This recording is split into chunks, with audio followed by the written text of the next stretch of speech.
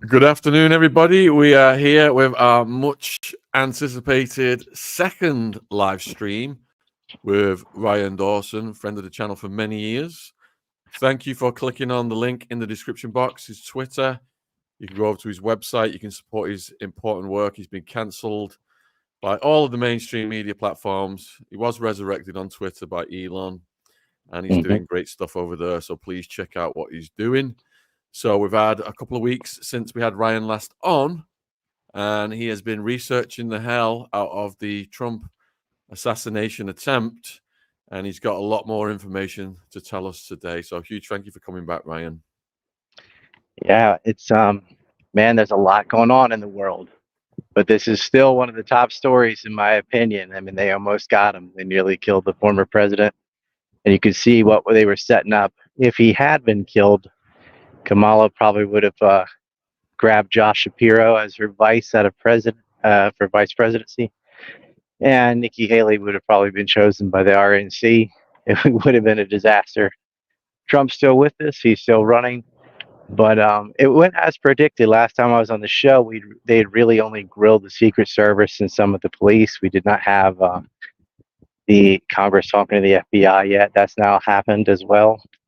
And whistleblowers and cops have been volunteering information and talking to the news. So the needle's moved forward. And more videos have come out as well. I guess some of the people got their cameras taken back. Some had them confiscated.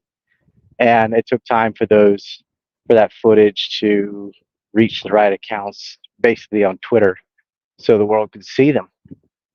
And man, it's as I said it was going to be. They really are still refusing to answer the most basic questions, and all the footage that comes out just makes it even more damning. It looks like absurd levels of incompetence to the point where you just can't fail this miraculously without it being planned. So I understand that people can be incompetent, but not in a way it's like, oh yeah, we just happened to accidentally make a perimeter that did not include that roof and then told them not to guard it. And everybody left their posts at the exact time the shooter, we now know, was walking on the roof. He didn't shimmy across the whole thing, because there's footage of him walking across the roof right in front of the purview of the snipers. Nothing happened. It seems to me that the mainstream media has, after Kimberly was grilled, Dick Cheney's friend, after she was grilled, Kimberly Cheadle. It seems that the mainstream media is a case closed now. We're all moving on. She's the fault, she's the one responsible. It was her incompetence, nothing else to report. That seems to be the mainstream narrative. Well, I mean, they're just what they've done. The CIA, how credible are they?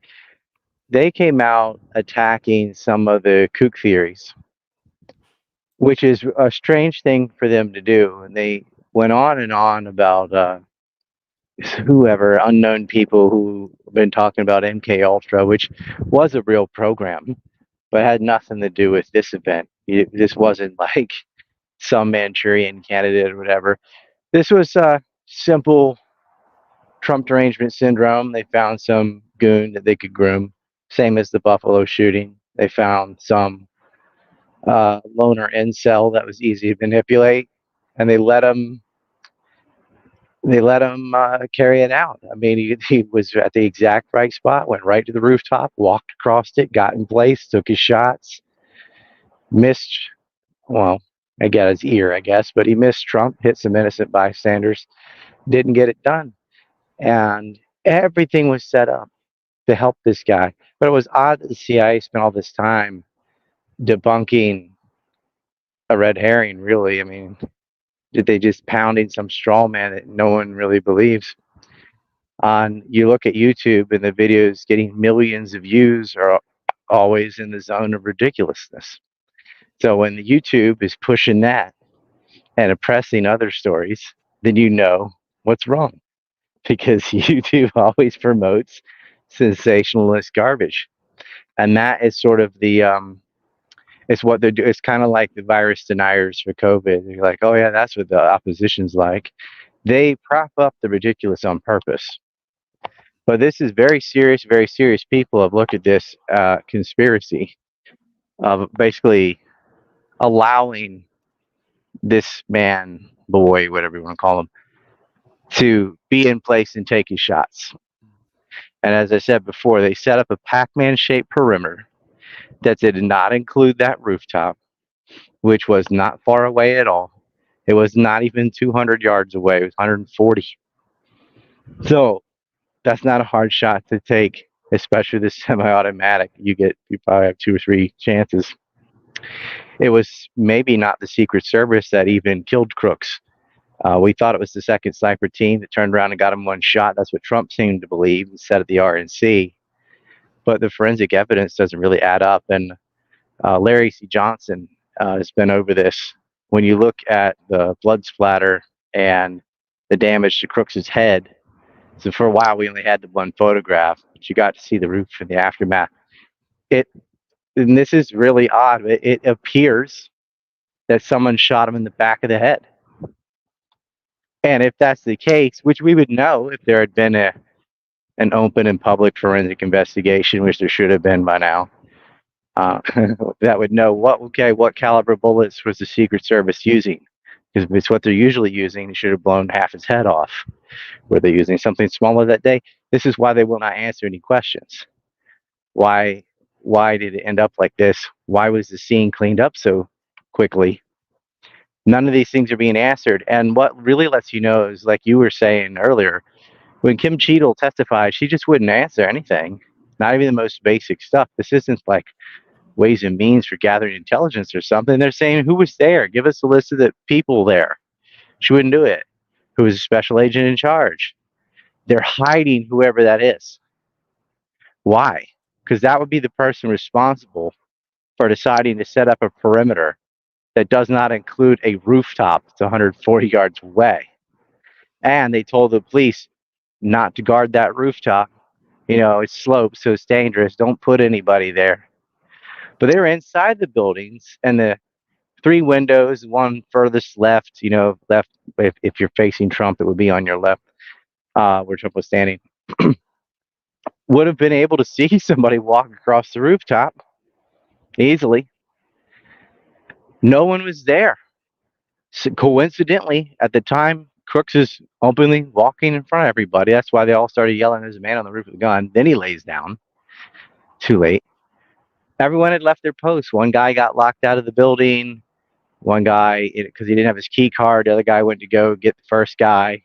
Another man left his post. It's just a comedy. It's like Operation Three Stooges.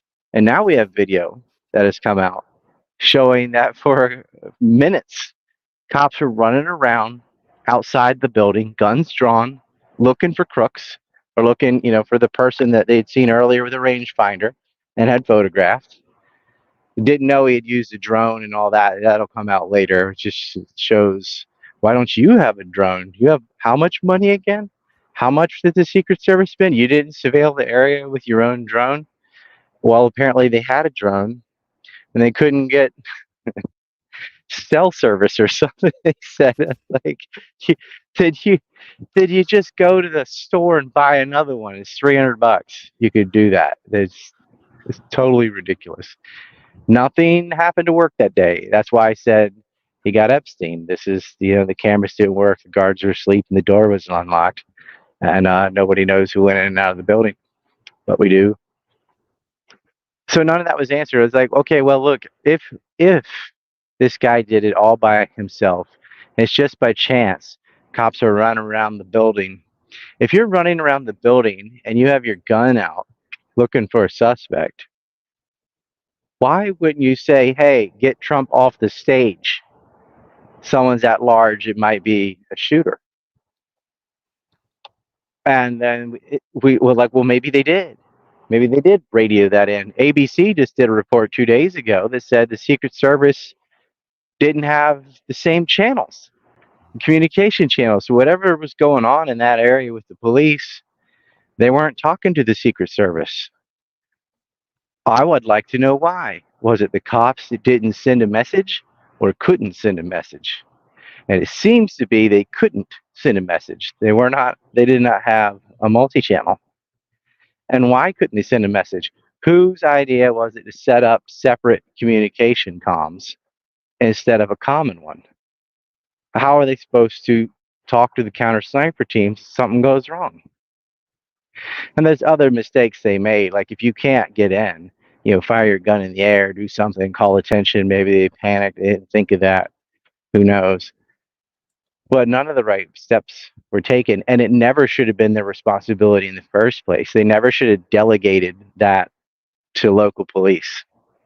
The Secret Service is in charge of defending former presidents, and they abdicated their duty to some Pennsylvania cops that apparently are either really horrible at their job or allowed it on purpose. Then we see the footage of them ramming a fence with a car. They couldn't reach the building. They couldn't climb the building. Apparently, one guy hoisted another up. This is this cop's story. No witnesses corroborate this, though. But and the gunman turned his gun at him, so he fell. He let go of the roof and he fell. And then shortly after, Crooks turns around and starts shooting. This could not have happened unless everybody did the wrong thing at the wrong time, and the drones didn't work, and everybody left the windows, and the cops just ignored people yelling. There's a guy on the roof with a gun, just sat there looking like, what, huh?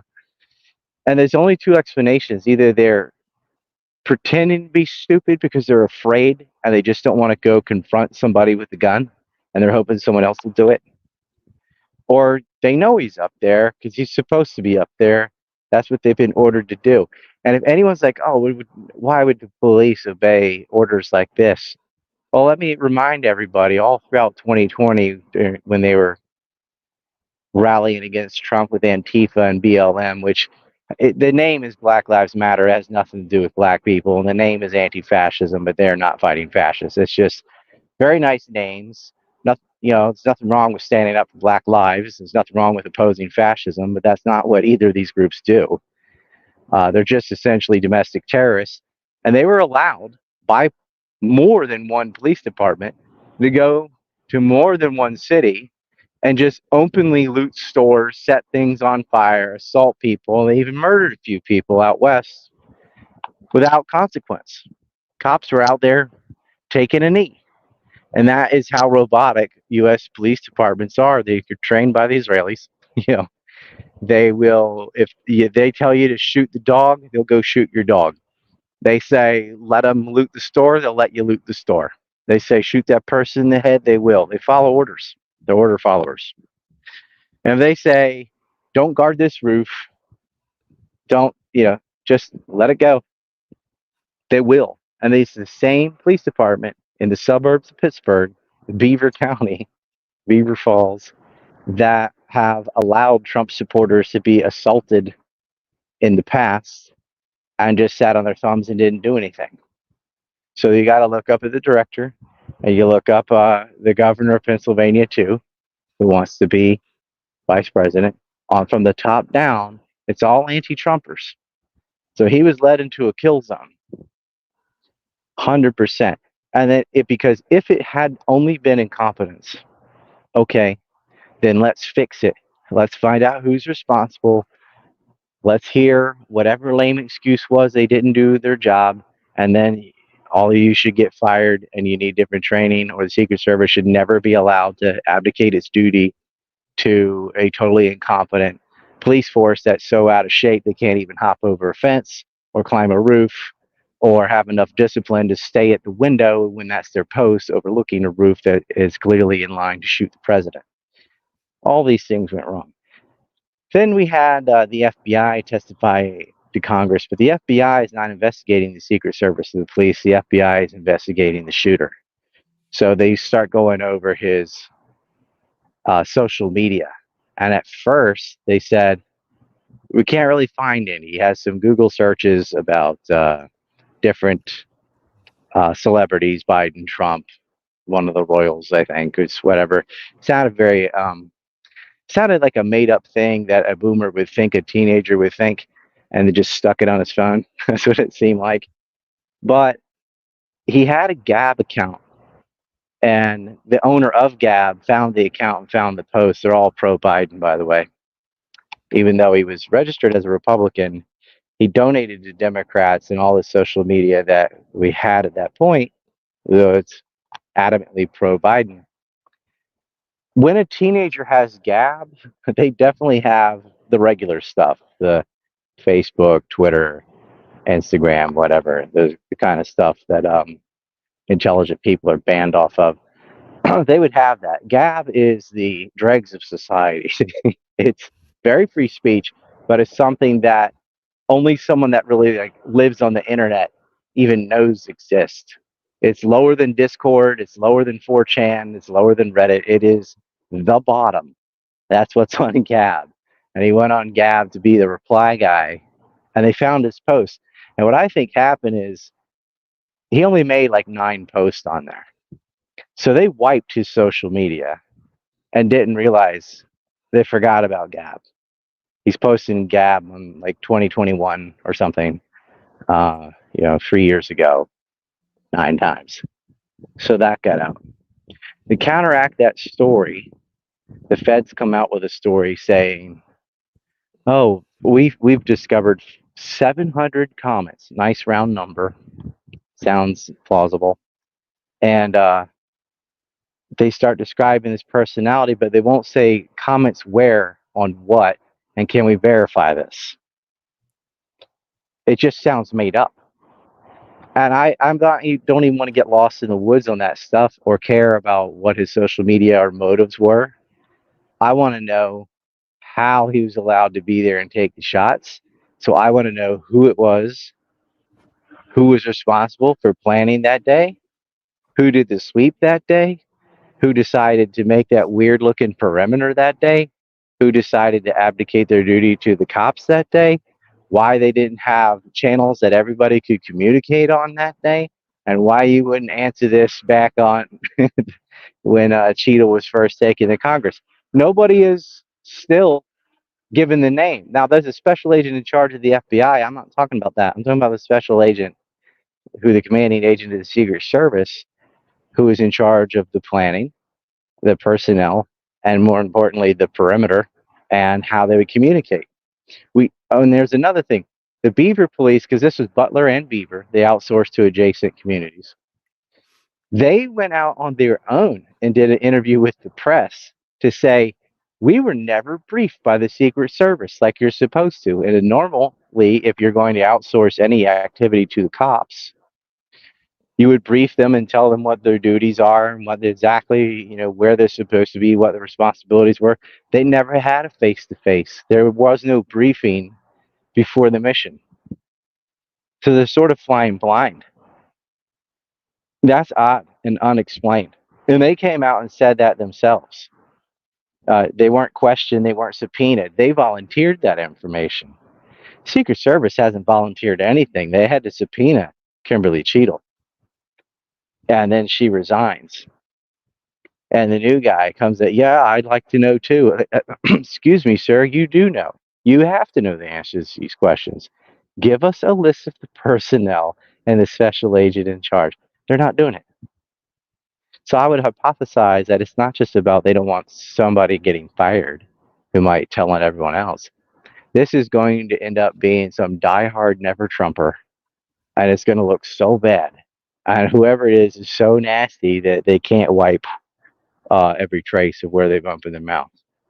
The only other explanation I can think of is that some DEI hire and they don't want to for that to fall apart and look bad at somebody who totally did not deserve to be there, but was there because of the right ethnic group or sex or sexuality or whatever they got a job for, and totally didn't do the job they're supposed to do. But I don't believe it's incompetence. You cannot decide to not have a briefing, to pull personnel off of Trump's regular detail, to deny that you pulled resources off it, and then get proven that you did, to not name the special agent in charge, to make a weird perimeter and not be able to communicate with the police, and not even say who all was even there, a list of names. And the Congress asked for these. They said, we'd like to know who all the Secret Service agents that are on duty that day so they can talk to them. They haven't made it available. Cheadle just kept saying, I have to get back to you. Or she would say, well, let's wait for the FBI investigation. Lady, the FBI is investigating Thomas Crooks, not you. You have to come forward with that information. It's basic information. Why won't you give it to Congress? What are you hiding? I think they're dragging their feet long enough because they're going to attempt to kill him again. And they won't get a second chance if this information comes out, because that information is going to show without a doubt so much that no one in the public is going to believe them, that it's incompetence. They're going to say, you guys did this on purpose, and incompetence is the cover-up. And I'm not alone in this assessment. Like a lot of intelligence analysts, former analysts for the State Department and the CIA have agreed with me on this. Now we're still looking at him being shot in the back of the head. That is not 100% confirmed, but there is evidence of that. And if that's the case, the only person that would be in a position physically to shoot him in the back, and it just does line up with acoustic evidence, by the way, too, not just the blood splatter, would be somebody on the police force. So there's a lot of corruption in Pennsylvania that day, and we are not at the bottom of it. But the news cycle has just moved on to some intersex person in a boxing match in the Olympics or whatever. I mean, they were really waiting to get rid of this story, and if they have to start a giant war with Iran and Lebanon, they will. They'll do anything to bump this out of the news cycle because they can't stand the fact that people are looking into it. Then you get the cell phone footage from the Trump supporters who were there that day. And boy, it's bad. That's why you have more acoustic evidence. And the more acoustic evidence you have, because if you only have it from one spot, you can't really triangulate. Okay, that sounds like it's here, here, here. When you get enough cell phones with the same kind of audio, this isn't AI. This isn't something somebody faked on Twitter. These are things you can corroborate by matching them with one another. And it appears there's 9 shots. Now, some shots could have been almost at the same time. This is just analysis from people breaking up wave files and slowing them down and counting shots. I'd like a proper forensic audio experts to go over this, and hopefully they will. Just as they did with JFK to prove multiple shooters. Unfortunately, that did not happen until the 1970s, after 2 of the Kennedys were already dead. And many people still don't know our own government's official story on JFK based on acoustic evidence is multiple shooters. But it's still blamed on Lee. But we have audio evidence a lot more, because there's a lot more cell phones. The JFK was just one police motorcycle had its audio on and recorded shots. Here we have so many cell phones, and that's what makes it so much harder to get away with assassination nowadays. Everybody in that crowd has a phone. And there are multiple videos of the shooter on the roof. There's videos of the police being told he's on the roof. There's video of him walking around, not running, walking from one side of the roof to the other, in plain view of counter snipers. No one took the shot. What would they do it? This isn't like when he got in place and he was allegedly blocked by a tree. The place where he went up, whether he climbed the pipes or a ladder or whatever, was not where he ends up laying down and taking shots. He had to walk across the roof, as I said last time, from left to right, and then lay down and go forward to where the arch is. And he just did it in front of everyone, and it's on film. So even people on Fox News, Jesse Waters and some others, starting to question this. What the hell is going on? Did you let this happen? Because I would almost rather it be an inside job than the alternative. Because the alternative is we are so inept and so incompetent that no one can do their job on the Secret Service or the police department, that everything has just fallen apart. They've hired so many people for political reasons and stuff and mismanaged it so badly that absolutely nothing works, which means the whole system it has fallen. And that's even scarier than they did it on purpose, in my opinion. So if people are watching, we've got over 1,000 watching now across all platforms. Please support Ryan at his Twitter. He has been eviscerated from all of the other platforms. His Twitter handle is at RYLiberty, link in description box. And I've got something I'm going to read to you, Ryan, because you touched on the socials. So Congress, at the end of the month, end of last month, they had the Secret Service's new head, Ronnie, and they had the number 2 at the FBI, Paul, testifying. And the FBI guy said that, yes, they have believed they've found Crooks' socials. And his comments appear to reflect anti-Semitic and anti-immigration themes to espouse violence. He wouldn't confirm the name of the social media platform until after his agents could prove it with 100% certainty. So basically, they've gone in front of Congress and offered some speculative information that Crooks is doing right-wing posts. Well, I mean, anti-Semitism is neither right or left-wing. Anti-Semitism is just anti-Semitism. And that sort of dovetails with this canard of, oh, maybe it was Iran because, Trump killed Soleimani. So Iran wants to assassinate the former president right before the RNC. And somehow Iran got the Secret Service to not guard a roof. And Iran got all the police to leave. And Iran did this and Iran did that. But they want to act like, first of all, Iran's not anti-Semitic either. Iran is in opposition to Israel, and Israel's in opposition of Iran. But we all know that Israel paints all its critics as a bunch of Jew haters and just irrational. It has nothing to do with them murdering babies and, bombing houses and colonizing their neighbors. I think it's just because you hate Jews.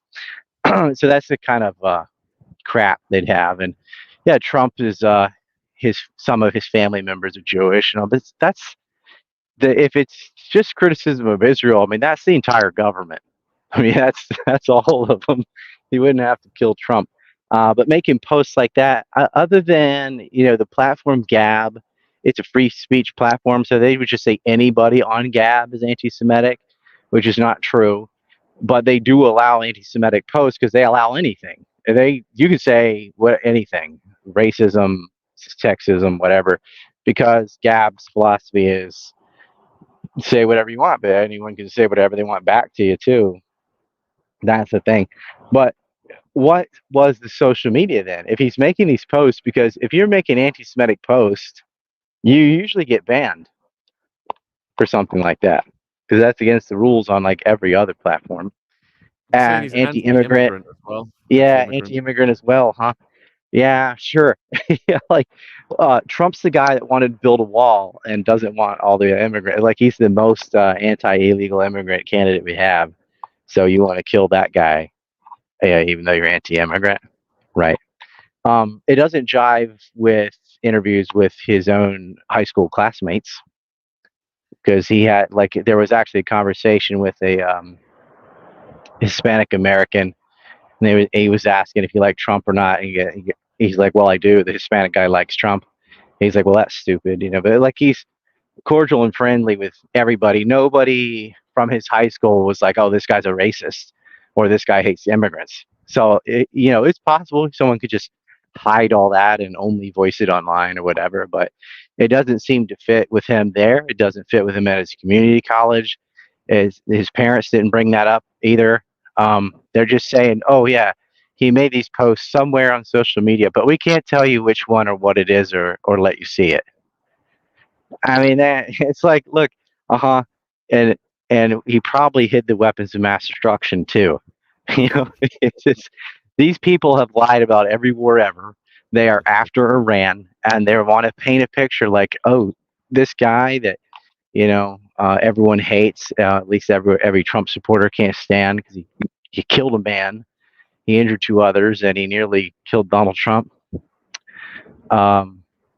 Was some guy that hates immigrants and hates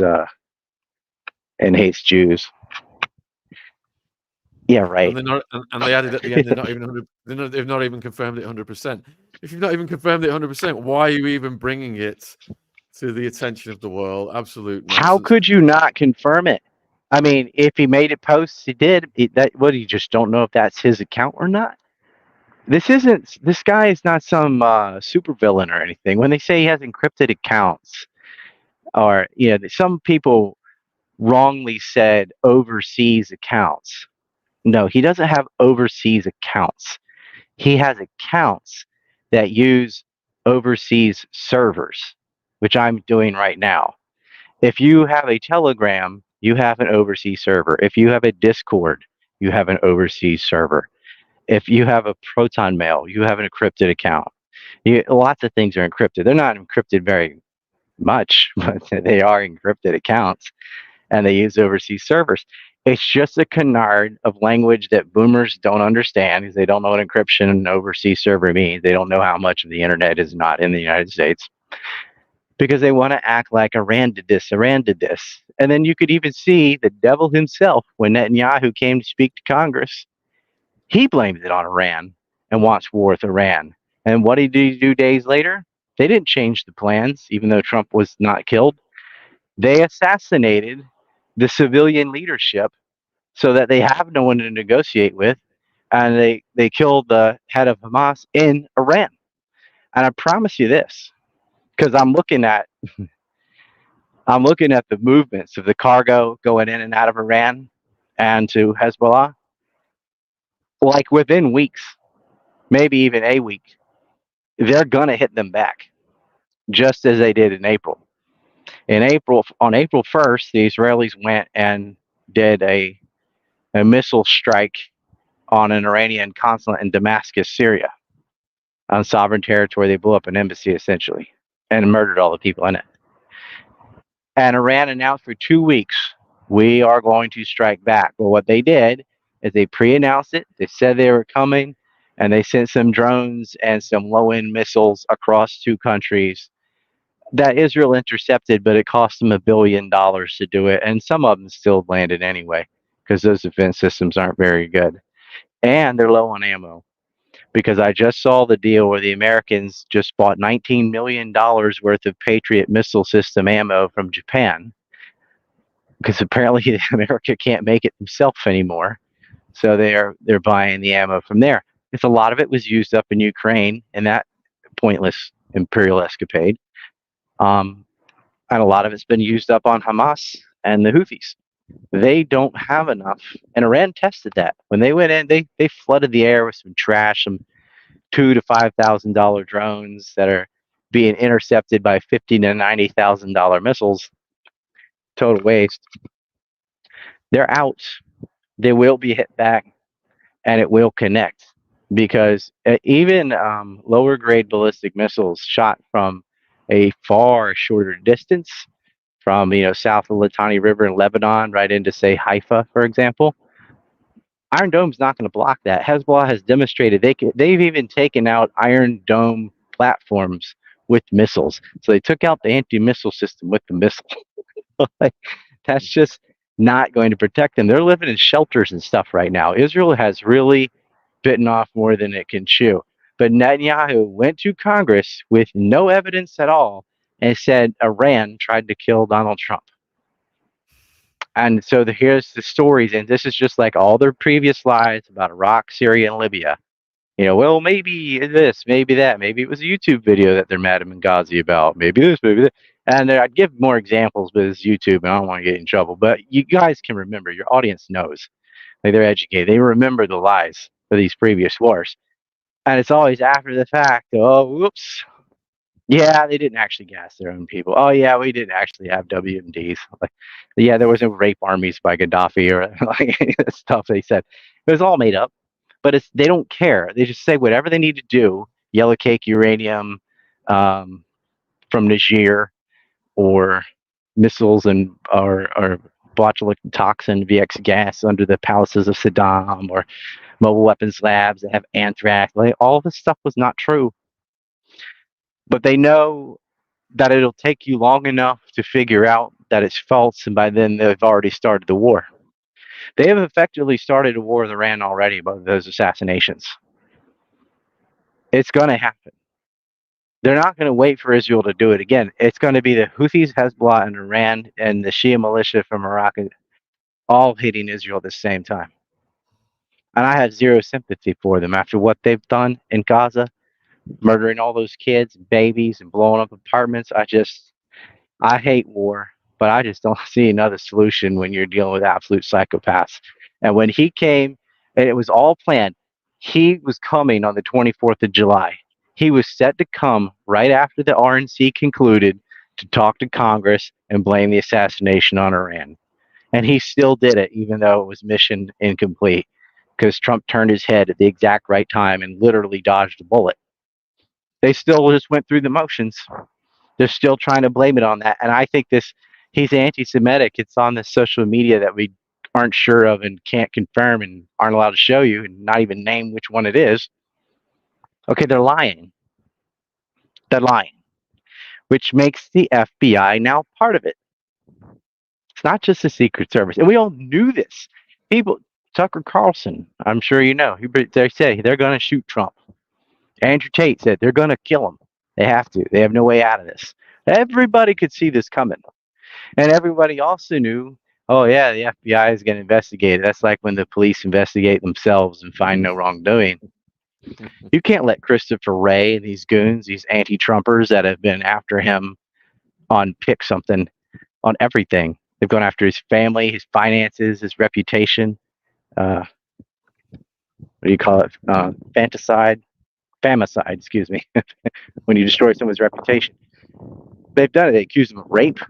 They try to throw them in jail. Like, and these are the people. They did the Russia hoax. They protected Hunter Biden and said that it was Russian disinformation about the laptop when it definitely was not. And social media protected that too, because anybody that was reporting on the Hunter story and showing what was on the laptop, because it was all over Chinese websites, it got banned. You weren't allowed to say it. So this is who you're dealing with, investigating the shooter and giving his motives.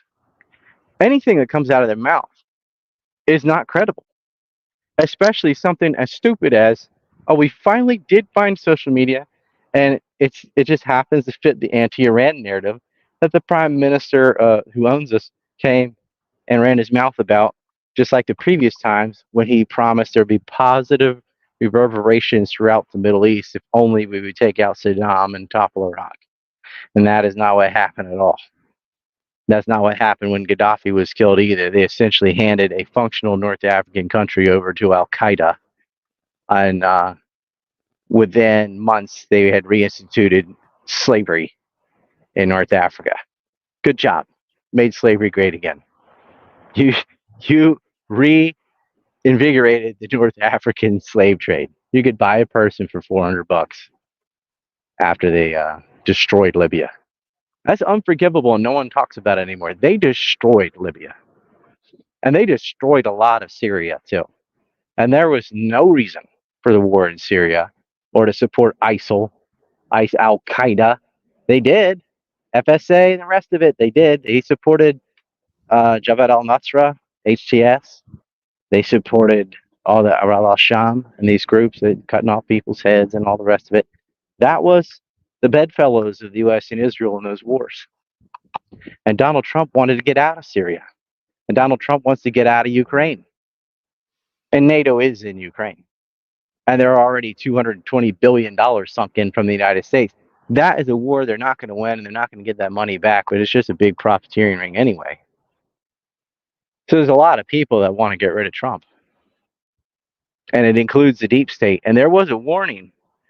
I think it was from Schuer, who was saying, you don't want to go after intelligence. They got 6 ways to Sunday to take you out. And Joe Biden himself saying we need to put a bullseye on Trump, and all the people in the media calling him Hitler. This is to create an atmosphere so you can find some loner incel idiot who's willing to do it. And when I'll tell you what's on his socials. The same thing as the Buffalo shooting, the mass school shooting, or not school shooting. They just went and started shooting people in a supermarket. He had a Discord server, and half the people on it were spooks. He was talking to former FBI and CIA agents, a 16, 17-year-old kid.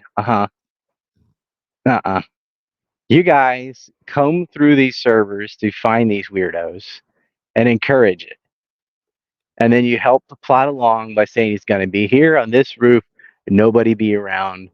We're going to make the perimeter shape like this. All the cops are going to leave. No one's going to go up there. Even if people are yelling and saying there he is, he's got a gun, he's on the roof. You just ignore it. And they did, and it's on film. I mean, they cannot be allowed to get away with this.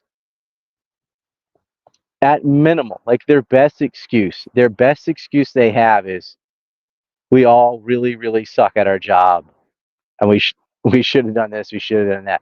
None of them should be cops anymore if that's what they're going to go with.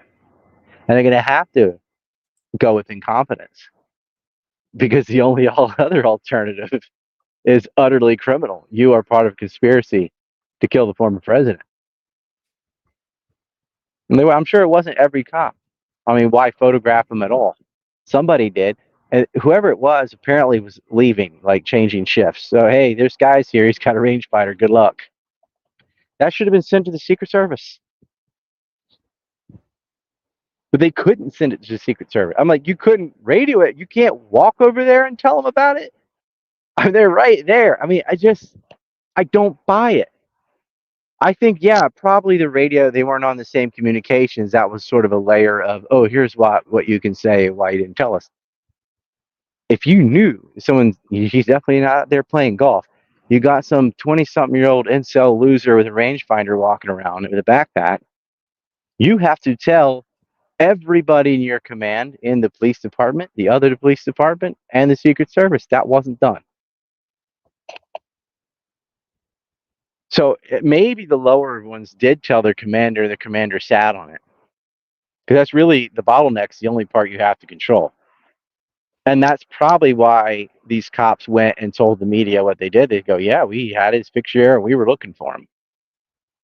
So they're asking, well, who was supposed to relay this to the Secret Service?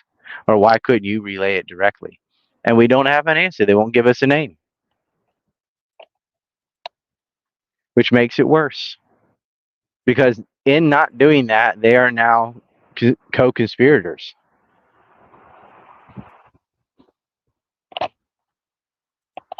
I do believe we will get to the bottom of this. I mean, they can't just not give us any of the names forever. Congress is going to investigate it. And this needs to happen pronto before this war starts, because that's going to totally shift U.S. focus. So we've got almost 1,500 watching live across all platforms. Please support Ryan's work. If you have got a question for Ryan, put them in the chat, and I will give them to him at the end of this interview. Don't worry, I will get them all starred and stored. And his Twitter is @RYLiberty. So support him on Twitter, please. People are asking Ryan, what is the ultimate goal? To get rid of Trump, and then would they just put Kamala in and she'd rubber stamp the war, military-industrial complex? What's the end game? Yeah, I mean, Kamala is not, like, Joe's not really there, hasn't been the whole time. She's not a real person. She's not a serious person. That is just a hyena, just up there to laugh, never going to hold a press conference, just someone to fill up a seat and be the face while the deep state runs the country. It's going to be Anthony Blinken and all the little advisors, little viziers, snake in the ear, that are actually running the country. Biden was just a face. Kamala's just a face. Trump, well, I mean, maybe you don't like some of the things he decides. Maybe you like some of them, don't like some of them. Maybe you hate them all, whatever, but it's him deciding it. And that's the problem. You're supposed to roll over and let the money powers run the show. And Trump wouldn't do that. Now, if you look at, like, who had the motive to get rid of Trump, that's everyone. He's threatening to get out of NATO. That ticks off the entire military-industrial complex and all the NATO boys and all the profiteers involved. He wanted to pull troops out of Syria. He's willing to work with the Russians. He was willing to even work with North Korea. There's a lot of things about, so a lot of him is establishment stuff too. I mean, he declared Golan Heights part of Israel. He did some stupid things. But on some very key major issues, it's not just like, I'm not going to let men play women's sports. I mean, getting out of NATO, removing troops from Syria. He's also responsible for making the deal to finally end the 20-year-long war in Afghanistan. It didn't happen on his watch because he didn't get reelected, but he's the one that put that in motion. And then Biden botched the withdrawal in the most humiliating way possible. But he wanted out. And the war party is not going to let someone in like that. The other thing is, if he becomes president, 1,000% he's going to investigate the 2020 election because he believes it was stolen. And in his RNC speech, he kept saying, because they stole it, they let dead people. He's still saying the same stuff. Well, they wouldn't let him speak. Like, you're no longer. They cut off his Twitter, they cut off his YouTube, they cut off everything when he was questioning the election. Like, you're not allowed to do that. You absolutely are allowed to do that. If you're wrong, you're wrong. But you are allowed to question election integrity. They're doing it in Venezuela. They won't do it in the United States. So, I mean, in that, if it turns out they did steal it, and he could, as president, absolutely reveal that, that would be the end of the Democratic Party. Like, if it was known that they pulled a stunt like that, they are done. That is the death of that party. That's far more of a vulnerable position than the warmongering and whatnot. Is you stole a U.S. election. And there's other things. It's the retribution he can get. When they went after him, and they went after, his taxes, and they went after his children and all the accusations they made, and they weaponized the FBI to go after a political opponent. Well, two can play at that game. And I promise you this.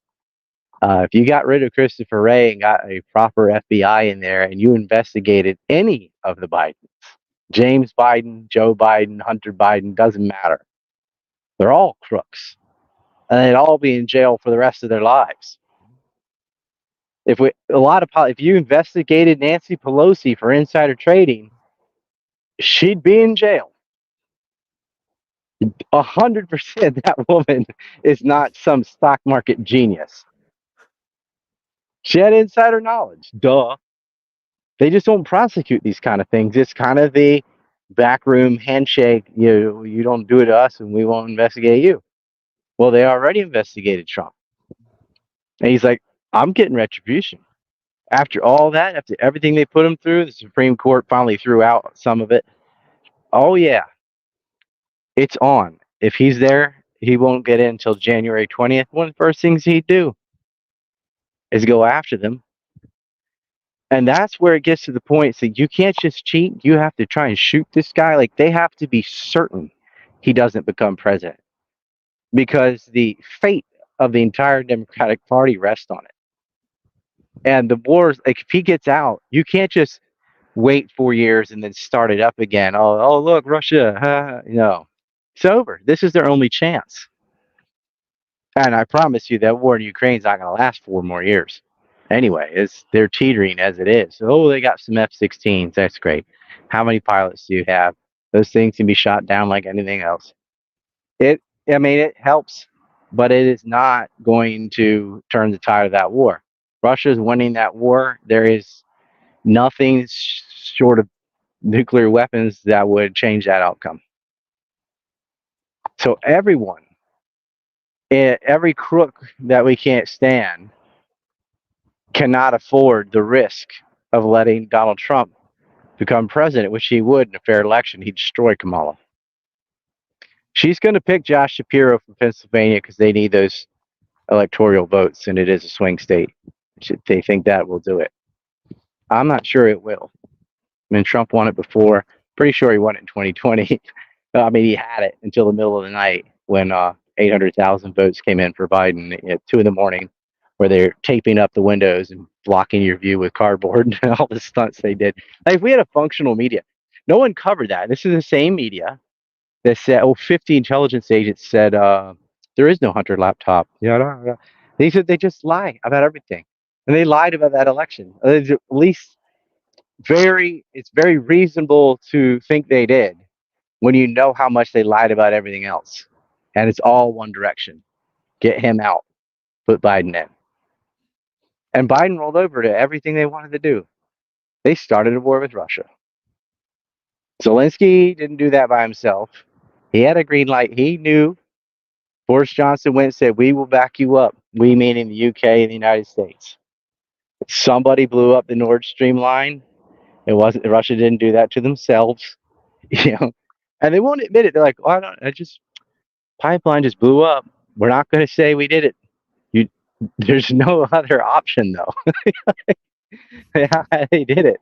They blew up the Kerch Bridge too in Crimea. It's acts of terrorism. It's eco-terrorism, and it's just these are people that are violent. They're psychotic, and they lie, and they just don't even worry about the lie being uncovered because they realize if it's not on TV, it doesn't exist. And APAC runs the show. And so these kind of things are not covered except on shows like yours and things that are, there are alternative medias making a difference. And because of Elon Musk, alternative media it has more teeth than it's ever had.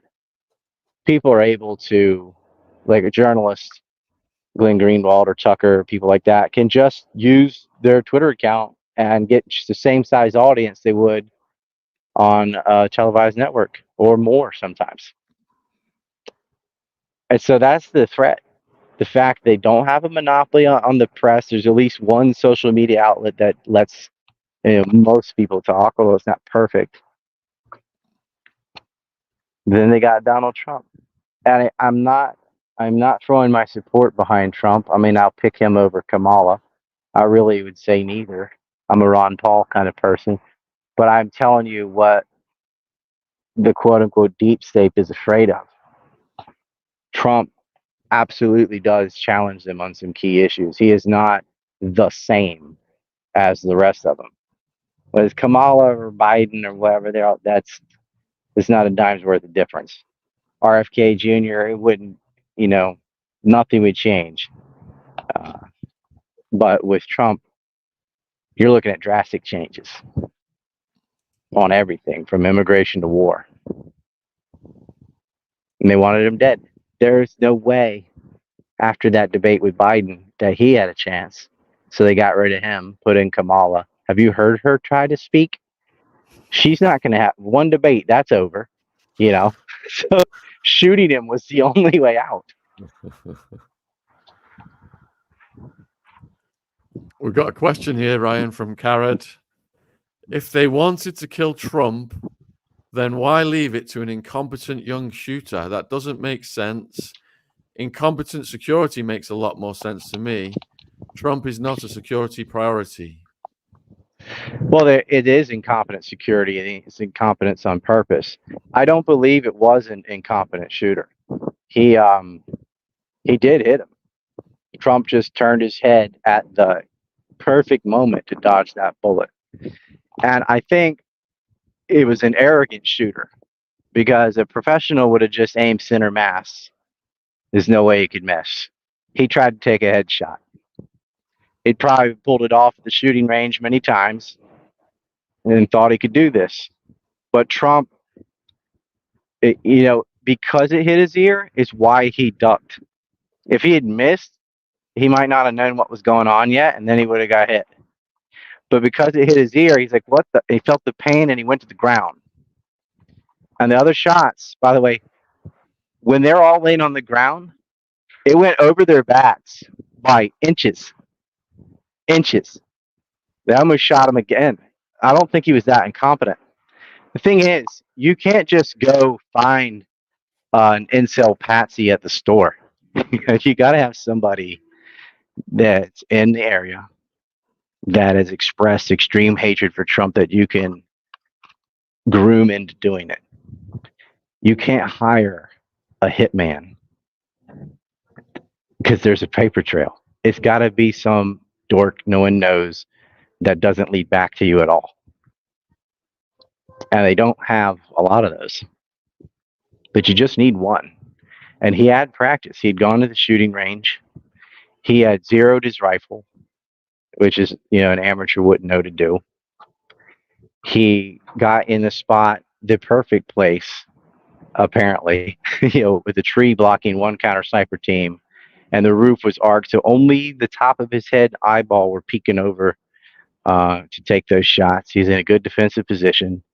He had enough wherewithal to do recon with a drone to see where everybody was before the event, and then disappear and lose the cops, come back again. But then, there's some bozo stuff like, why are you wearing shorts on a hot roof? And why don't you wear a long sleeve shirt? I don't know. There's some dumb things. But he was good enough to take a shot at that distance. 140 yards with an AR-15. I mean, the first shot, you should hit him because you can sit there and aim. After that, when you're shooting, because your gun jerks back a little bit after your first shot, you got to re-aim a little bit. A lot of people would miss that, but you just need to hit the first one. And he had him in, lined up right in the middle of his head. Trump turned, so he hit him in the ear. I don't think he was a pro. I don't think he was incompetent. I think he was good enough, and they were confident he could pull it off. And apparently, when Trump went down, I think they thought we got him because, he hit him. Pep, pep, and then he falls. Well, he was hitting the deck. When you get shot at, that's what you do. You drop to the ground. You let the Secret Service body you, become a shield. When he went down is when Crooks got shot. It was like, oh, all right, his mission's complete. Don't let this guy talk. And if it turns out he was shot in the back of the head, it changes this whole story. But again, that is something that's, there is evidence for it, but I'm 50-50 on that. I'm listening, to people I respect, put that forward and put the evidence forward. I want to ask others, what's some other explanations for this? What's the counter evidence to this? And see what makes the most sense. But that's something we're sort of sussing out at the moment. But man, if that's the case, you can't have that guy walking and talking. He can't survive the shooting. He has to die. And if the Secret Service doesn't plug him, someone has to. Point blank if they have to, or, from 10 feet away or whatever. You're shot, you can't miss. We'll see. We're going to find out soon what actually took him out. Because there's a lot of people in Congress after Kimberly Cheadle was speaking. They're like, this doesn't add up. They're all thinking you guys tried to kill him. They're all thinking it. They're asking, what is your excuse here? Why won't you cooperate with us? Why are you stonewalling an investigation and shooting Americans? They're angry. But it's Congress. So getting an independent committee and is easier said than done, but it is being done. And that's why I hope all of you continue to pay attention to this story. Don't let this get bumped off by whatever the next exciting news is. There is hardly anything more important than trying to kill essentially the next president right before the RNC, which would have forced them to have the donors quickly choose a replacement. And it looks like Nikki Haley even said prior to July 13th that she would be president if something happened to Trump. It would go to her. Really. And that there would be a female president because it'd be her versus Kamala. She was saying Biden would be gone too. You got a question here, Ryan, and if you could, there's a bit of wind hitting your phone as well. I think if you could get away from. All right, I'll get it. Yeah, I just felt that coming. Question is from Kaza. The question is from Kaza, and Kaza wants to know, what are they really hiding? Well, they're hiding the fact that they attempted a coup. and they attempted it on American soil. They'd already done that in Ukraine. Well, they've done it in a lot of places. They attempted a coup, and then you had the Biden appointed head of the Secret Service sit in front of Congress with just dead eyes and not answer any questions, not show any remorse. She actually showed contempt. Like, she was mad they were even asking her about it. They're trying to hide the fact that they tried to get him assassinated. They essentially knew there was an active shooter. They did have his social media. They knew exactly who he was. They saw him at the event. They photographed him like, he's here. Okay, let him on the roof. Everybody, leave your post at the go get lost somewhere so he can do this. That's what happened. They didn't communicate it. It's like, okay.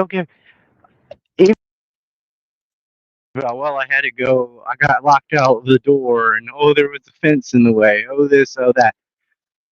All right, but you knew there was a guy and you were looking for him. So, standard protocol is if there is a threat in the field, then the president doesn't go on the stage. You keep him in a safe zone until the threat is over. If you can't find the guy, then Trump just doesn't get to talk until you do.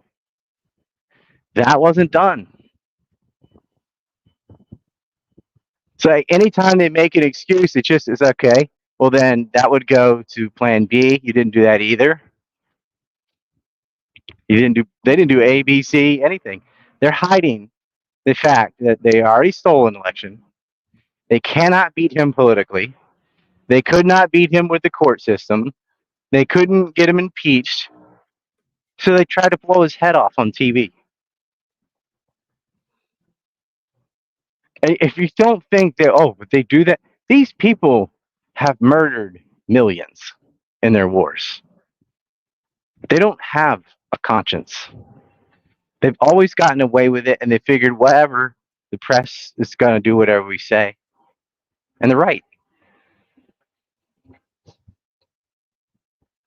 It was just people watching C-SPAN or watching on YouTube or whatever that saw the questioning of the Secret Service and how ridiculous it was. It wasn't really covered by the networks. Independent journalists had to dig up and put the pieces together. And I think they screwed up bad. I think there's a good chance they don't get away with this. Especially if he doesn't get killed between now and January 20th and Trump becomes president, he can investigate shooting. Heads are going to roll. All these people are criminal anyway. Whether they did this or not, they're guilty of so many other things. Right, you've got a question, Ryan, from Nexus. You got a question from Nexus. Do you think there are other plans to unalive 45 or even Harris before the election to cause more chaos in the US and the world? There's a chance that Biden could just step down so Harris could pardon him. So she'd already be the president going into the election. There's a chance of that. Come up with a medical reason. Yeah, COVID or whatever. He's dementia. They finally admit it. And so he'll tap out. She'll become the first female president. She'll pardon the Biden family, and she'll be able to go into the presidential race as the sitting president, which carries more weight. I don't think anybody really wants to be president in the next few months with this war in the Middle East that's about to pop off and the war in Ukraine that's going the way it's going. That nobody wants to be part of that, but there's a chance of that. As far as killing Trump, there was a whistleblower from the Secret Service that said they're going to do it again, and that the top 5 people all have to go. That's how deep it is. And not just Kimberly Cheetah, like the next 4 in a row need to be removed. That was on Fox. I mean, that was this. There are good people in the Secret Service and the police department, I'm sure. And they are blowing the whistle. Trump needs to be very careful at these outdoor rallies. They don't care how bad it looks doing a second assassination attempt, because letting him become president is the death of everything they've been working on for decades. And so, yeah, I mean, it'll be harder to do. He's going to have more security than ever. Everyone's going to have their cell phones out at Trump rallies. You could see his crowd protected him. They didn't run away, stampeding and screaming. They stood there to see what happened to him, and they stood by their injured uh, comrades and pointed and asked for medical help and stayed right there. Didn't move an inch, with somebody with a gun shooting into the crowd, and they're just standing up and pointing at him. There he is. They were not afraid. I tell you, the MAGA people are built different. Like, you're lucky it was at a rally where they were disarmed, because if that had been anywhere else, that whole house would have looked like Swiss cheese, because they're always packing. Got a question from Ed. Do all the 3-letter agencies need to be disbanded? In my opinion, I would get rid of the BIA. I would get rid of the IRS. I'd get rid of the CIA. I'd get rid of the Fed. That's not a 3-letter agency, but if you nickname it FED, it is. I would really clean up the FBI. I'd get rid of the DHS. There's no point in that one at all. Bureau of Indian Affairs, get rid of that. Yeah, pretty much they need to be done away with or face massive reform. I'm trying to think of any, like the NSA is necessary, but they should not be doing the things they're doing, spying on Americans. There needs to be oversight. The problem is there's like, who watches the watchers? That seems to be the issue. But a lot of it's leadership. We're run by criminal pedophiles. You have a clique of billionaires that donate profuse amounts of money to not only federal elections, but everything down to the sheriff, to the DA, to everything. It's so corrupt and full of money from these lobbies and these really demonic individuals. And some of the stuff they're into is truly frightening in barbarity and sickness that they have. And I think first thing that has to change is we have to have functional media. Like all those Epstein clients, I've listed them, I've mapped them out, I have done like detailed interviews on like each person. It doesn't matter. I mean, it matters, but it would matter a lot more if that was on TV, and it never is gonna be, because who owns it? Like nothing, none of the 3-letter networks or the money laundering, the war profiteering, the propaganda, it all relies on controlling media. Like they can't murder until they lie. That's what they call the devil the father of lies. At least Christians do. If they had not lied about WMDs, there would not have been a war in Iraq, and there wouldn't have been all that murder. There wouldn't have been all the starvation, and then there wouldn't have been all the desperate situations where people were selling their kids. I was like, none of that would have happened. If they had not lied about Syria, then there wouldn't have been an ongoing 9-year conflict with Al Qaeda. Like it always, the first sin is to destroy the truth. And so if you took that weapon away, the rest of it would fall apart. The CIA and the FBI would not be as corrupt as they are if the corruption was actually reported and it stopped right there. Like a lot of these people should have been arrested before they made it to their 30s. But the problem is, no matter what they do, and I'm talking like anything they do, including grooming little kids and stuff, they get away with it. Nobody reports it, and there's no consequence for it. See, you can't avoid the consequence without avoiding the reporting. Because if you report it, the public pressure forces somebody to at least get thrown under the bus. Like this guy, Hugh Edwards in the BBC, with the child pornography on his phones. Somebody that had lambasted others and saying you're toxic masculinity, and the dude is looking at children essentially being raped on his phone and on his computer. And Edwards, his name is. He was a head guy at BBC. You think none of his colleagues knew that?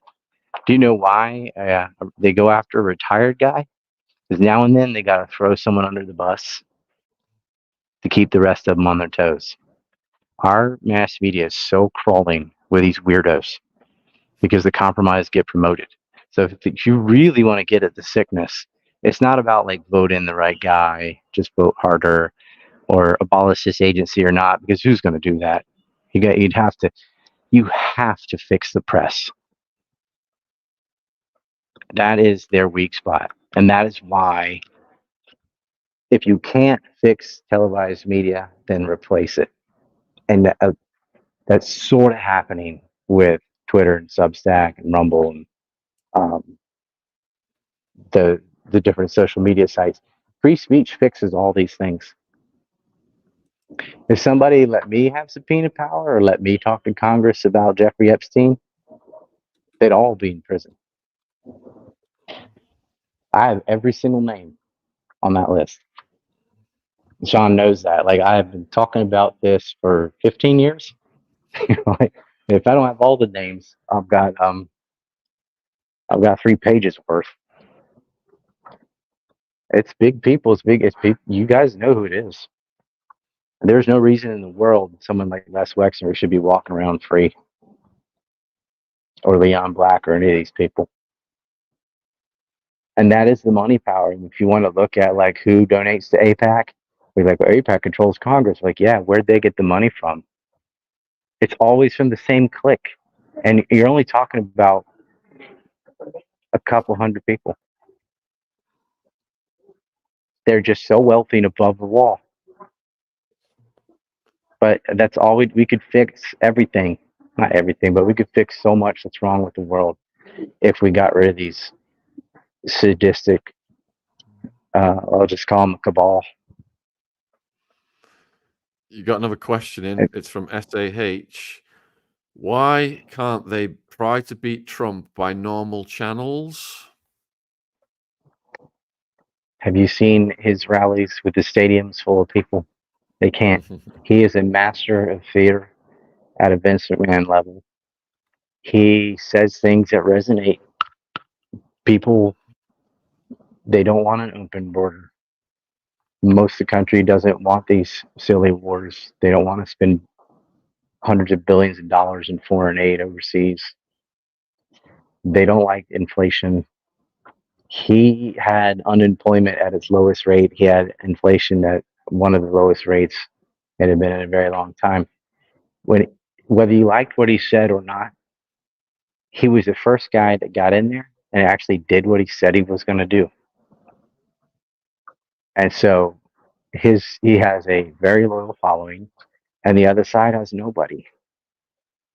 Kamala Harris is room temperature IQ, just filler. That there are people either voting for Trump or against Trump. Nobody's voting for Harris. You can't even name one accomplishment she's ever done. Oh, what accomplishments do you like? I don't know. It's just everything. She's never done anything right. They can't beat him. I mean, they've looked at the polls, and a lot of Americans love him. They're going to vote for him. They benefited from his presidency last time. They see that their side doesn't have anybody with the name recognition or power or popularity that can stand up to Donald Trump. And the more they tried to throw him in jail, and it was just so obvious and dumb, the more people supported him. In fact, a lot of people that weren't sure about him became Trump supporters because of how they were treating him. Because a lot of them, they've been through it. They know how unfair the press is. They know how bad our policing is, and they know how bad the court system is. And so it's like he was like a Dragon Ball character. Like every time they beat him up a little bit, it made him stronger later. And I think they did the polls. They looked at it, especially after that debate, whatever that was with Biden, went about as well as the Prince Andrew interview. They knew they couldn't beat him. I'm not sure they were planning to shoot him. They were going to try to beat him. They were hoping he'd screw up. Maybe Biden would hit a homer. They gave it a chance. That's why they had the debate so early. We never do debates in June, but they did what they weren't sure, so they had it early. They probably had Biden on a lot of drugs, trying to get him through it. He bombed, so they went to Plan B: shoot him.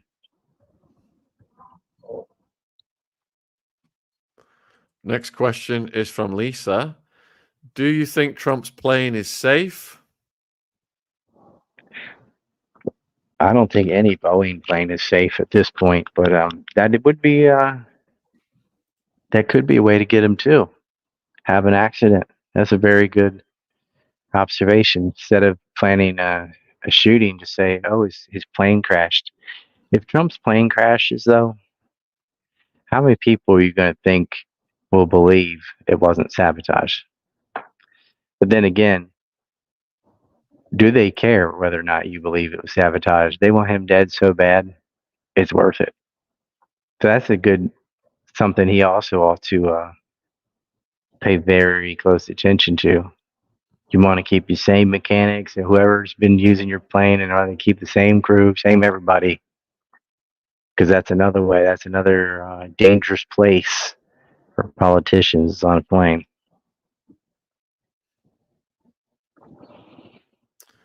All right, next question. You're asking for your thoughts on Dick Cheney. He's a long-time supervillain. Yeah, that baby blood must be working. There's no documentary His last about few his years have heart. not been well to him, though. He's in a wheelchair now, and Is he? but Cheney, he was as bad as Bush was. Cheney was worse. I mean, Bush, and people are going to hate me for this, but he had a little bit of charm. He was sick and he made bad decisions. He started War of the Rock over nothing. He was awful, but I don't know. Dick Cheney's about as charming as a cactus. And the other thing is, he knows better. Like Bush, there's a question mark. Maybe, they just lied to him and he believed it. Cheney is not dumb. He's evil. And that's a lot worse than being stupid. He knew. In fact, we know that he knew Iraq was going to be a quagmire. Because in 1994, Bush's father asked him about it. Why didn't you finish the job and get Saddam? And what did he say? Because it would have created a quagmire. And territorial integrity of Turkey would have been there. He perfectly explained what did happen in 2003 with the sectarian violence between Shia and Kurd and Shiite and all that. He said exactly how it would go.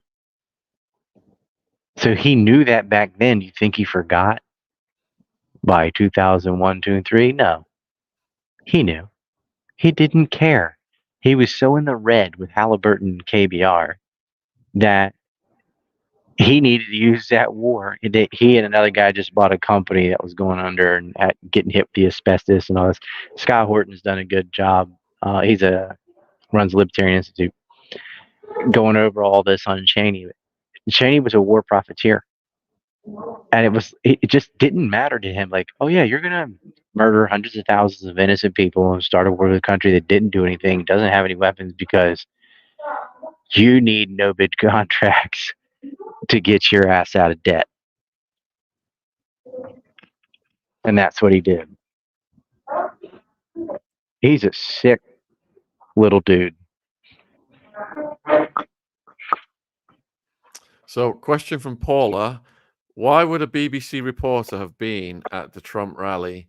Did they know in advance? Trump gets global media. I mean, there were Australian media, Australian Sky Media was there, BBC was there. I think even Le Mans was there. That's not uncommon, actually, because it's Trump. So they send somebody usually.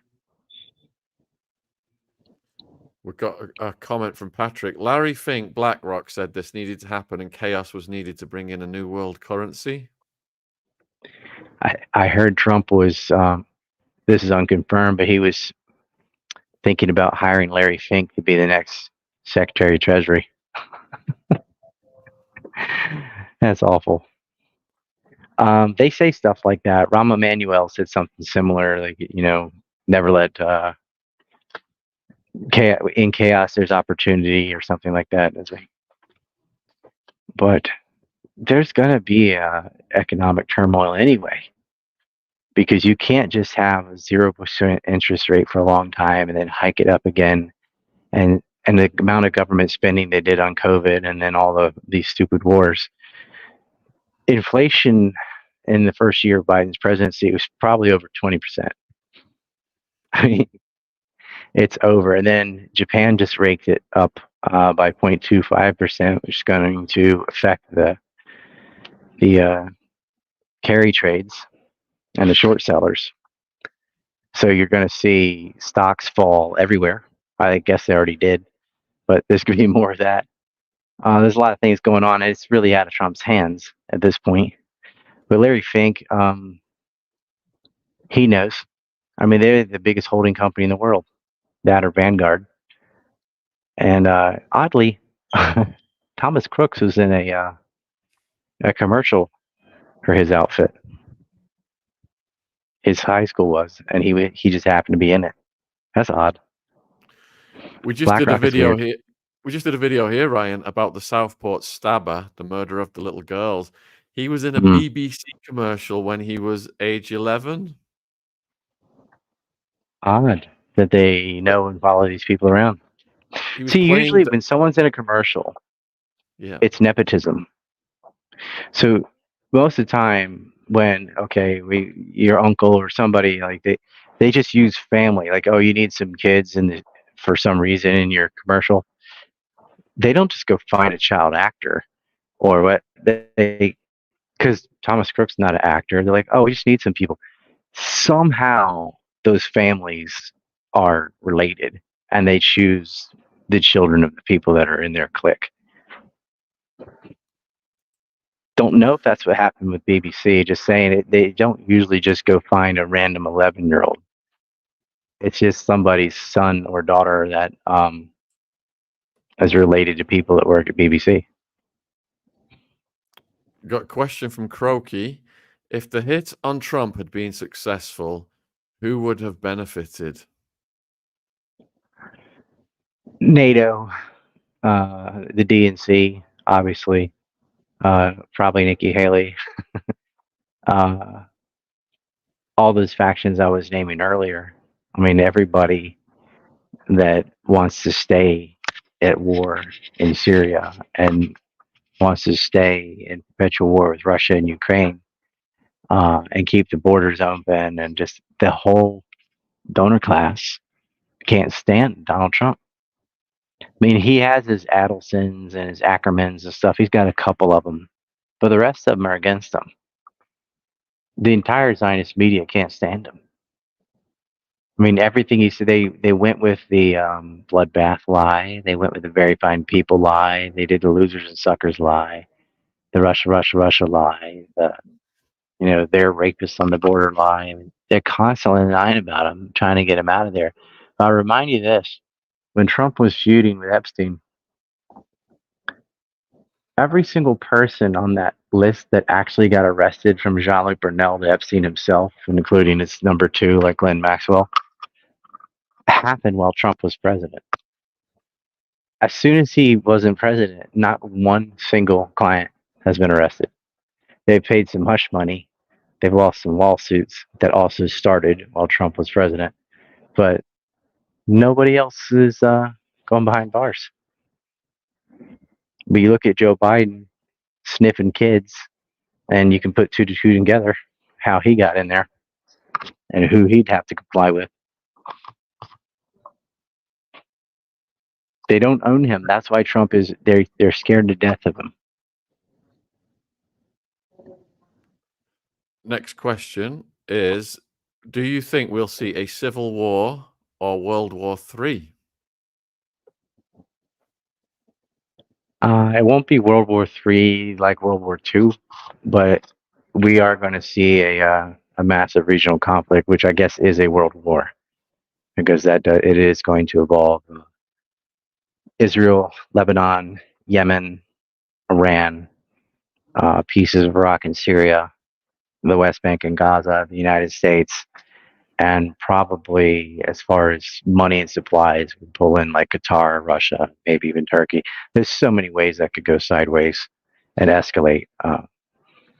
So we are on the brink of potential world war. I wouldn't put that on the same level as, Japan and Germany, like the Axis powers yet, but you are dealing with countries that have nuclear weapons. So let's hope it doesn't happen, but all the ingredients are there.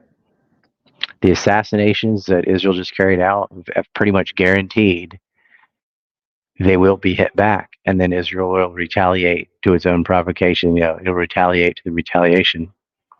And then there we go. The U.S. has sent 12 naval ships into the region, including a carrier and half a dozen destroyers. That's not for show. That's pretty serious. They're buying up Patriot missile systems. Russia just delivered electronic warfare systems to Iran. I'm not going to say what's going on, but their preparations are being made. So a big hit is about to come. And we were lucky last April that it didn't go out of hand way worse than it did. But that was different. They sort of phoned ahead of time and said, look, we're doing this. We're going to hit this airfield and this and this. It was controlled.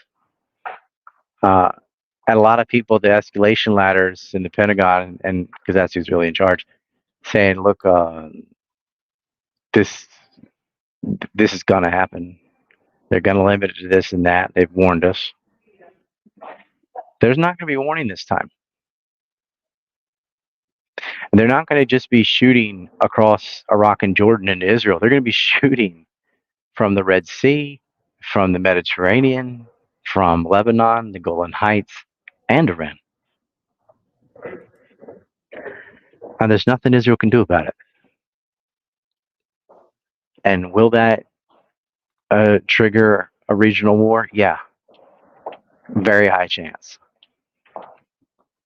And that's going to make oil prices very expensive. Because if Israel strikes back at Iran, first thing they do is close the Strait of Hormuz. So you will not have the Strait of Hormuz. You will not have the Red Sea. That is a significant blow to the flow of oil and gas on the maritime Silk Road. It's going to get ugly. A lot of people are about to die. And there's no leadership. The U.S. could call this off right now. They could just end aid to Israel or threaten to. And that would be the end of the war on Gaza. And then there wouldn't be a war with Hezbollah. All of it would end if America just had a real president. But we don't. Yeah, stock market's down almost 3% right now. Raytheon stock market price is up 15% in the last month. Looking at oil's they make around weapons. 72. You're right. Oil futures will go up. Natural gas too. Weapons companies will make money, but in general, your brokerage firm is going to tank. Your stock market's going to tank. The Japanese stock market's tanking it. U.S. tanking. It's for a lot of different reasons, but everybody knows this hit is coming. They just don't know the exact day, but it's coming soon. They're prepping right now. What they're doing now is they're preparing air defense systems for the retaliation to their retaliation.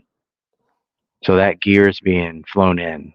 That's been happening for days. And the foreign minister of Lebanon just went to Iran yesterday to meet. No, that's not Hezbollah. That's Lebanon, like the government of Lebanon. Man, it's it's looking to be a potential. The potential for this to create an actual global war is pretty high. It's not going to involve all of Asia and Africa and stuff, but there's already wars going on the civil war in Sudan, the civil war in Mali, and the war between Rwanda and the Congo, and then you've got conflict in Burma, and then there's a huge war between Ukraine and Russia. So like all those theaters are already happening. Now let's add all those Middle Eastern countries. I mean, it's not all war with the same teams for the same reasons, but you have wars on every continent. So I would count that as a world war. Murray's asking whether you are a prepper and have you stockpiled supplies. Well, I live in Korea, so I don't have to worry about it.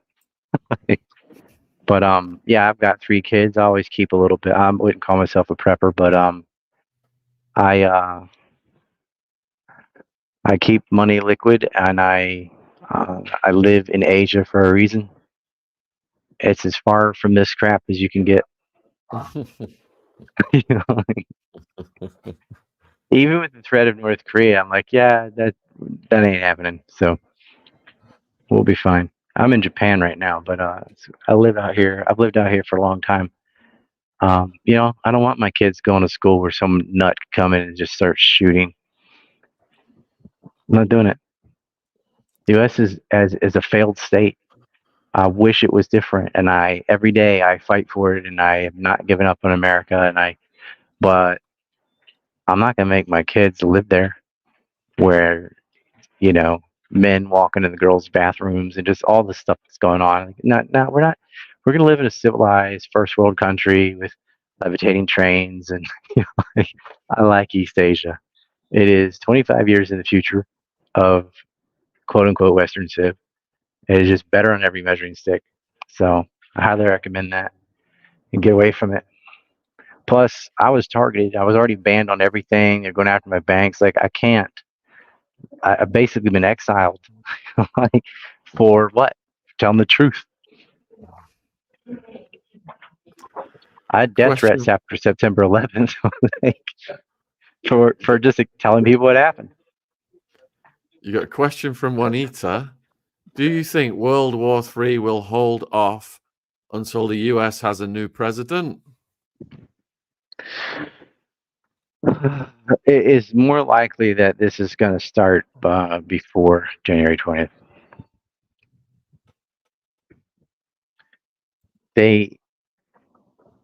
It's most likely this giant regional war in the Middle East, this strike from Iran and Hezbollah is going to happen in like the next 9 days. I wish I had it. I wish I could say, yeah, no, I think this is coming real soon. I got one more question. I gotta go. It's like 11:30. All right. So this is from Bada. The same cult owns everything. They don't care anymore. They own politics, judicial system, military, police, and the media. What can we do? I explained this sort of earlier. If they lose the media, they lose all the rest of it. So the key to prosecuting corruption is it has to be reported.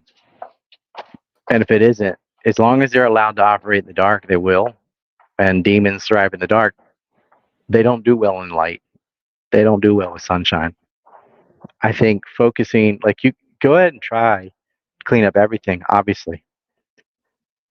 But the main focus should be on dismantling legacy media and replacing it with alternative sources, because the media is sort of the center of the wheel. Like, if you can break that, all the rest of the power fades. Look how much you know politically that came from the internet versus TV. Just think about it. Like, how much did you know about central banking? Just go through the list in your head. Where did you learn that? Is it from the news or the internet? That's how powerful the media is and why they need to shut it up. All right, then, Sean, that was awesome. I got to bounce. Yeah. Got all right. go Thanks, into Ryan. the anniversary of the atomic bombing tomorrow. So. All right. You enjoy that. I'll close the show and I'll be in touch on Twitter. And please support Ryan on Twitter. His link's in the description box. Speak to you later, brother.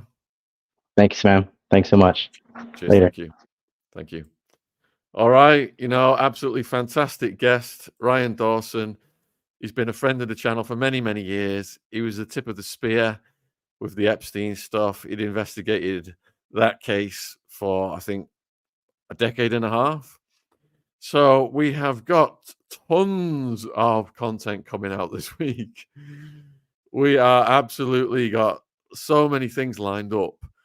We are back at 6 p.m. I'm on at 6 p.m. It's Julia Part 3, the Madeleine McCann case with John Wedger, Ron Swanson, and myself for Julia Part 3. You may have seen Parts 1 and 2. They got a lot of attention, let's just put it that way. Then we've got Wedger back on Tuesday night with Ron. Ron's got his daily shows, his Royal Mess on Friday. We've got on Thursday night, I'm interviewing an ex-Scientologist who has not been on the channel before. And I've also got a 3+ hour true crime podcast coming out this week with a guy called Cliche, who was sent down for life for murder under joint enterprise. I filmed him in London recently. I've been speaking to him for almost a year to get that one done. And he's a brilliant storyteller. And there's tons, there's even more. We've got even more scheduled than that. I just can't remember it all off the top of my head. And yeah, Wedger's been doing great. Huge salute to John Wedger for coming on so much and giving his important perspective on things. Ex-cop whistleblower, if you're not familiar with his work. He has got his own YouTube channel as well. So I'm going to grab some scran and I will be back at 6. I hope you've enjoyed this. I see the stock market is crashing as we speak, down 3%. It's yet to be seen whether it is a full-on correction or whether we're going into a full bear market because of all of the things that Ryan predicted here just now on the stream. If it is all going to blow up in our faces, the stock market will indeed take a huge hit. So, see some of you at 6 and take care wherever